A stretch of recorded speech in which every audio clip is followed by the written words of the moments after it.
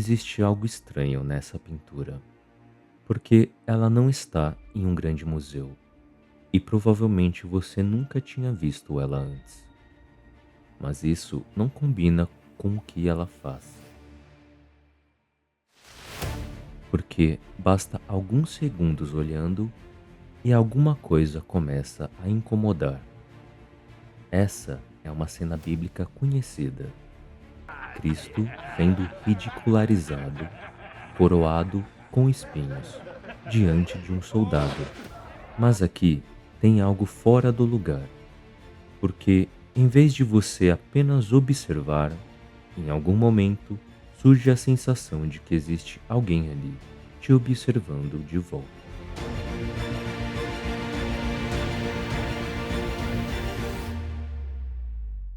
Aqui é o Marcelo Maranhão, você está no Mararte. E hoje a gente vai olhar com calma para essa pintura.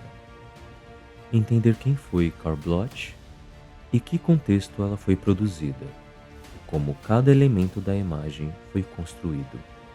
Mas, principalmente, a gente vai acompanhar como essa cena se organiza diante do olhar e porque ela consegue alterar a posição de quem está observando. Porque, ao final, não se trata apenas de entender melhor essa obra, mas de perceber como ela transforma uma imagem conhecida em uma experiência difícil de ignorar.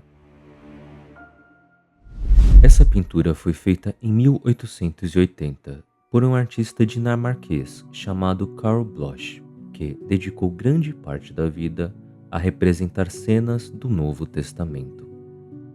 Mas o que chama atenção no trabalho dele não é apenas o tema, é a forma como essas cenas são construídas. Existe um controle muito preciso da luz, da forma, da composição, que faz com que tudo pareça extremamente presente, quase como se estivesse acontecendo diante de você. E isso torna a posição dele ainda mais curiosa, porque dentro da Dinamarca, Bloch era um artista altamente respeitado, a ponto de receber uma encomenda direta do rei para produzir uma série de pinturas destinadas a uma capela real. Ou seja, ele não estava à margem. Mas fora desse contexto, o nome dele praticamente não circula. E isso levanta uma questão importante. Por que uma obra com esse nível de construção não entrou no circuito mais conhecido da arte europeia?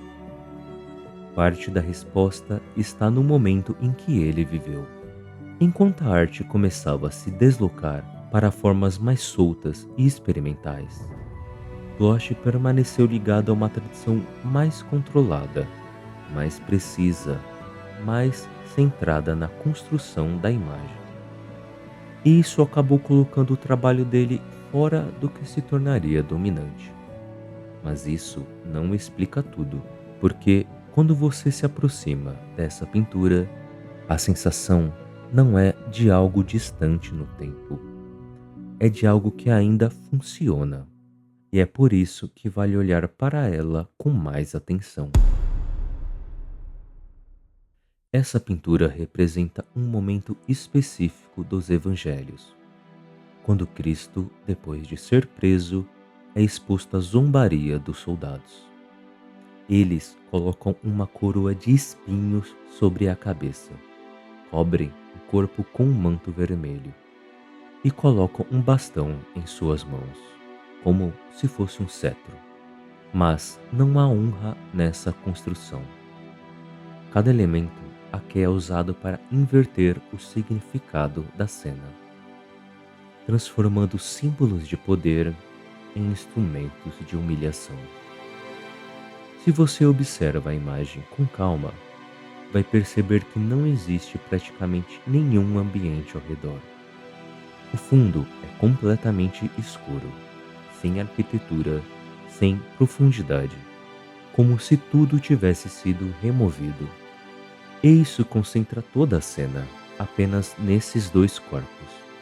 De um lado, o soldado se inclina para a frente, com o braço estendido, a boca aberta, em um gesto que sugere fala ou provocação.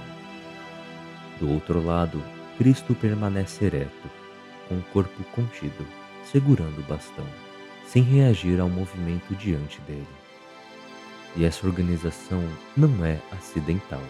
Bloch utiliza o contraste entre luz e sombra para definir exatamente onde o olhar deve se fixar, fazendo com que o resto da cena desapareça. E, com tudo isso, tudo passa a acontecer dentro desse espaço reduzido, sem qualquer distração externa. A partir dessa organização, o que começa a chamar a atenção não é apenas o que está sendo mostrado, mas como cada figura ocupa esse espaço. O soldado concentra todo o movimento da cena. O corpo avança, o gesto é direto, a expressão se abre, como se estivesse no meio de uma fala. Tudo nele aponta para fora, como se precisasse afirmar alguma coisa. Já Cristo faz o oposto. O corpo permanece estável, o gesto é mínimo e não há nenhuma resposta visível ao que acontece diante dele. E isso cria uma tensão incomum, porque, mesmo sendo a figura atacada, ele não entra no mesmo ritmo da ação. E, aos poucos, o peso da cena começa a se deslocar. A força deixa de estar no movimento e passa a se concentrar naquilo que não reage. E é esse o ponto que um detalhe começa a se impor, porque a direção desse silêncio não está voltada para o soldado. Ela se projeta para fora da cena. Esse deslocamento muda a lógica da imagem, porque, em vez de responder ao que acontece dentro da cena, Cristo direciona o olhar para fora dela. E isso rompe o limite que normalmente separa a pintura de quem está observando. A partir desse ponto, a imagem deixa de ser um espaço fechado, porque o que acontece ali passa a incluir quem está diante dela. E isso altera a forma com que a cena é percebida, porque já não se trata apenas de acompanhar um acontecimento, existe uma relação sendo criada, e quanto mais esse olhar se sustenta, mais difícil fica manter a posição inicial, de quem estava apenas observando. Porque a cena permanece a mesma, mas o lugar de quem vê já não é mais.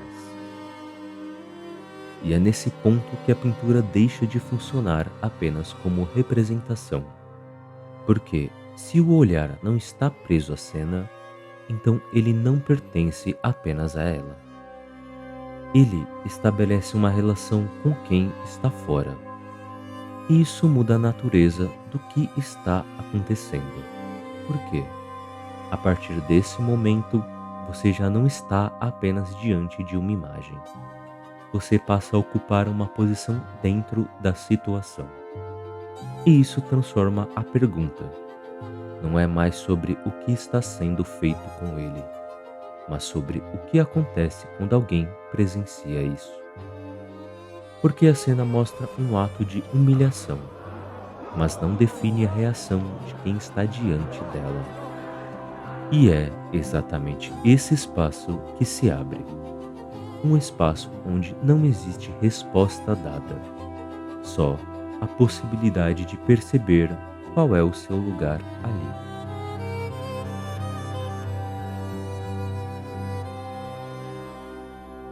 E é por isso que essa cena não se fecha, porque ela não depende apenas do que foi representado, ela depende de quem a observa. Talvez seja por isso que essa pintura não tenha se espalhado com a mesma força que outras obras do mesmo período.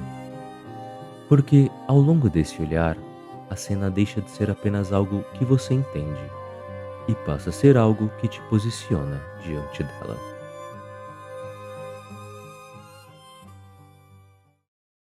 Se você chegou até aqui, obrigado por assistir. Se gostou do vídeo, não esquece de deixar um like, se inscrever e comentar, porque eu leio tudo. E se quiser se aprofundar mais ainda na arte, na descrição tem meus materiais, incluído um livro direto ao ponto sobre história da arte, disponível na Amazon e gratuito para quem usa Kindle Unlimited.